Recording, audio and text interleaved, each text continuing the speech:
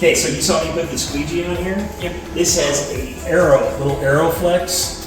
So it's an extended arrow that comes out of the squeegee blade on the other side. And the reason that's important is if you hit an uneven area, like ceramic tile, it'll pop that arrow out and fill the channel full of air so it sucks the floor completely dry.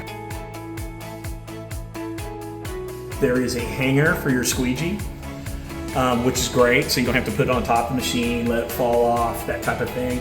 You can hang it right here with this little indention in it. It hangs right down from the side without scratching up the side of it. You get right up against the baseboard here. It's got little roller bumpers on it, so you're not going to scratch the wall either.